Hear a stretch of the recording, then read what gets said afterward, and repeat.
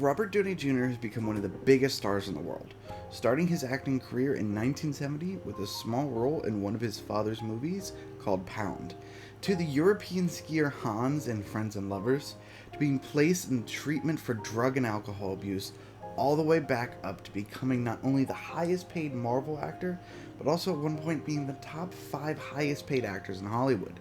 Despite all of his successes, though, in his 50-plus year career, is Robert Downey Jr. a good actor?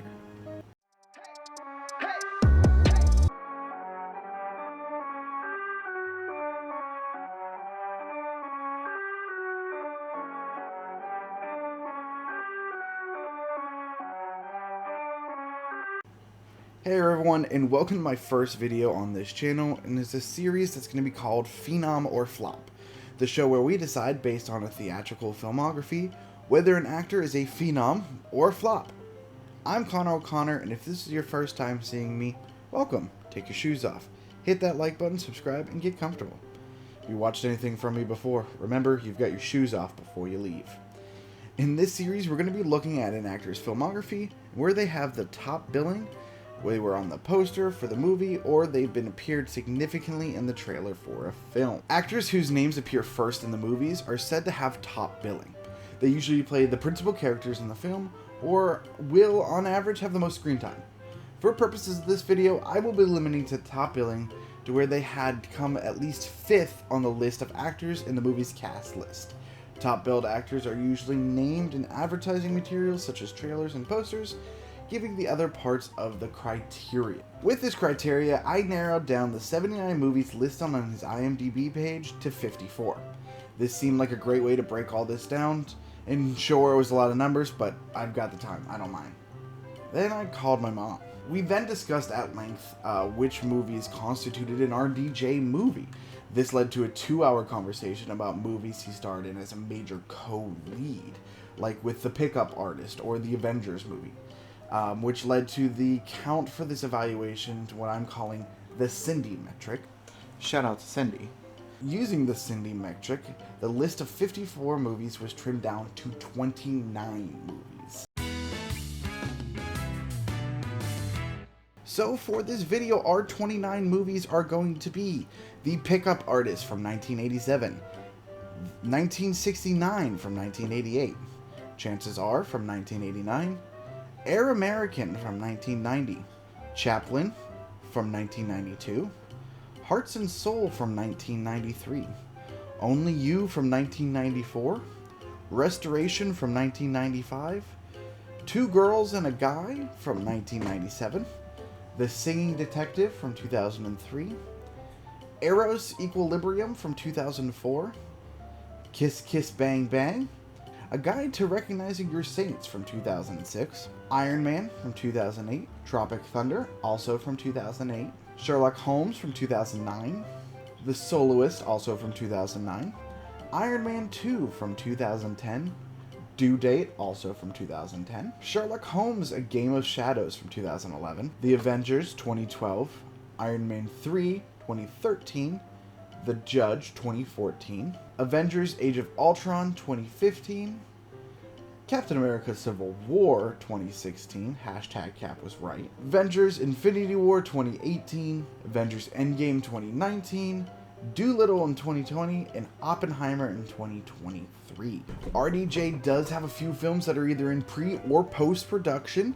These movies, however, do not fit into the Cindy metric. Shout out to Cindy, as established earlier, as he was not a lead or a co-lead in them. So to determine whether or not the movie was good or bad, I'm going to be looking at the Rotten Tomatoes scores. Now, Rotten Tomatoes scores are just whether or not a movie has more good reviews or bad reviews, but I'm taking that percentage and then I'm going to be adding them up and then finding the average score for all of his movies based on the critical response and from the viewer response. So, for the critical, I took the score from all 29 movies, added them together, and then divided them by 29, getting your average. Thanks, math. And so, we got a total of 64% good. So, the average score was 64%, and that's going to be our total for the critics score.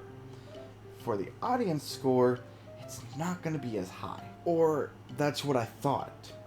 See, looking at movies online, you typically are expecting to see a higher critic score than an audience score, especially nowadays, because audiences seem to be getting more and more critical of movies.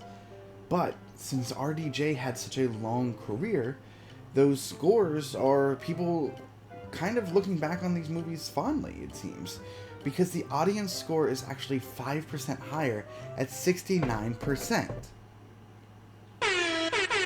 But a higher audience score seems to suggest that the people that were watching his movies have a greater fondness for them than maybe critics do, who are watching them to be critical of the movies.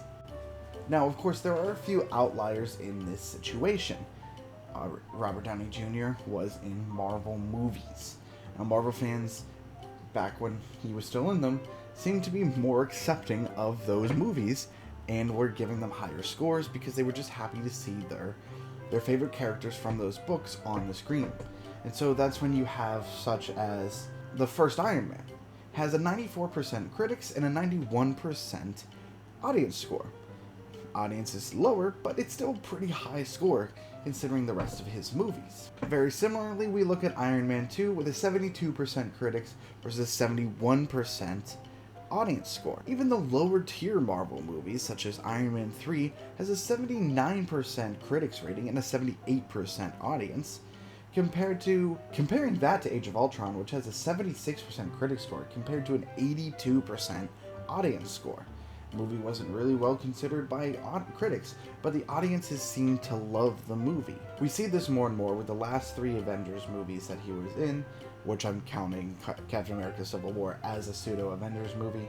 The scores were either very close or the audience had a higher rating. There are 3 movies that I'd like to note just to talk about how different the 2 scores for them are. The first one being Air American. This movie came out in 1990 and has a 13% audience score. However, it's been really well received by the audience that have seen it to a point. See, it has a 34% Rotten Tomatoes score for audiences compared to the 13% from critics, which makes it a more widely liked by audience than critics movie.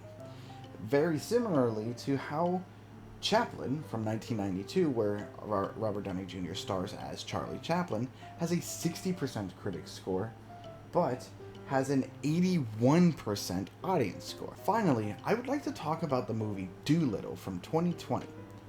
This one is infamous because people kept saying it was bad. At least, that's everything I heard about it. But the movie's audience score tells a different story. See, currently it sits at 15% critics rating on Rotten Tomatoes, but it has a 76% audience score. So if audiences really hated it that much, why is the score there? Well, we have to look at how Rotten Tomatoes scores movies. See, understanding how Rotten Tomatoes scores their movies and TV shows, both by audience and by critics, is going to give us the biggest picture, and I think will give us our answer for whether or not he can be a phenom or a flop. For a movie or TV show to be certified fresh, or even just have a red tomato next to it on Rotten Tomatoes, the critics have to give at least a positive review 60% of the time. So if 60% of those who give a review have a positive review for it, then that is going to be certified fresh. It is rotten if it's less than 60%. And if there isn't a score, that just means it hasn't been released well enough or reviewed well enough, or enough yet, I should say. For the audience score, it's very similar, having 60% of having a 3.5 stars out of 5 or more. Less than will give it a rotten score. So then looking at the scores and seeing that he has an average of 64% for the critics and 69% for the audience, we can say that he has on average more well-received movies than not. Well-received means that they are good and they're liked. And so, for me, that means that we can say here that Robert Downey Jr. is phenomenal. So there you have it. Robert Downey Jr. is a certified phenom based on the Cindy metric. Shout out to Cindy. Shout out to Cindy. Thank you so much for watching. Let me know who you think I should look at next. I also recommend that you check out all of the movies that I mentioned here today, and let me know which one of Robert Downey Jr.'s movies are your favorite in the comments down below. Thanks for watching, and I'll see you all next time.